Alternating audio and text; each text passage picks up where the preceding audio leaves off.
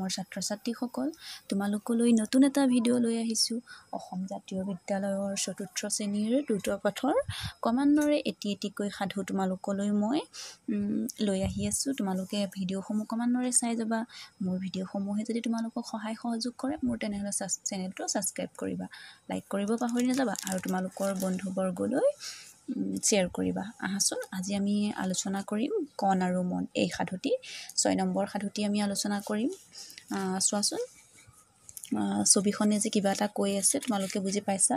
কণ আৰু মনৰ কথা কৈছে। আৰু চোৱাচোন আহাচোন কিনো কৈছে তাকে চাওঁ সাধুটিত। কোনো এখন দেশত কণ আৰু মন নামে দুটা ভাই ককাই আছিল। কণ বয়সত ডাঙৰ আৰু টেঙৰ, মন বয়সত সৰু আৰু নিচেই হোজা আছিল। হোজা মানে একদম মানে অজলা আৰু নাজানা একো, ঠাণ্ডা আৰু শান্ত, ঠাণ্ডা নহয় শান্ত।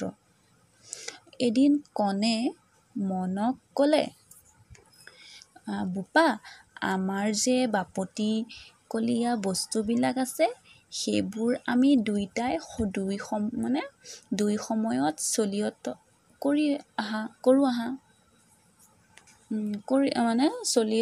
কৰোঁ আহা। তেতিয়া মনে লাহেকৈ উত্তৰ দিলে, ককাই, তুমি কোৱা কথাটো সঁচা। আমাৰনো বস্তুবিলাকৰ ভিতৰত সোমাই থাকি কি হ'ব? মানে ভিতৰত সোমাইনো বস্তুবিলাক কি হ'ব আৰু আমি চলিয়তে মানে ব্যৱহাৰ কৰোঁ হওক আহা, ব্যৱহাৰ কৰা কথা কৈছে আৰু চলিয়ত বুলি কৈছে যে। কণে ক'লে, আমাৰ থকা ফটা কথাখন জৰকালি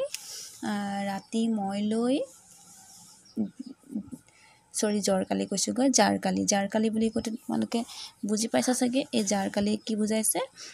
ঠাণ্ডা দিনৰ কথা কৈছে। ৰাতি মই লৈ শুম, মানে ঠাণ্ডা দিনত, আৰু দিনত তুমি লৈ শুবা।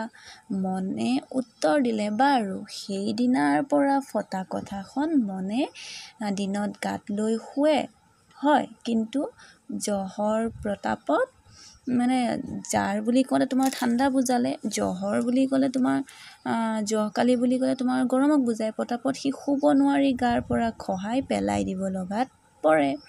এইদৰে মনে ফটা কথাখন কিছুমান দিন লৈ আমনি লাগি দিনত ৰ'দত শুকাই জোকাৰি ধূলি মাকতি গুচাই চাঙত তুলি থৈ দিয়ে। নিশা কণে গাত লৈ সুখেৰে শুই থাকে। মন জাৰত শুব নোৱাৰি নিশা বহি থাকে। ইয়াৰ কিছুদিনৰ পিছত আৰু এদিন কণে মনক ক'লে, বোপা, আমাৰ বাৰীৰ যিমানবোৰ গুটি লগা গছ-গছনি আছে, তাৰ গুৰি ভাগৰ কামৰ ভাৰ তুমি লোৱা, আগৰ ভাগৰ ভাৰ মই লওঁ। তেতিয়া মনে ক'লে, বাৰু লোৱা।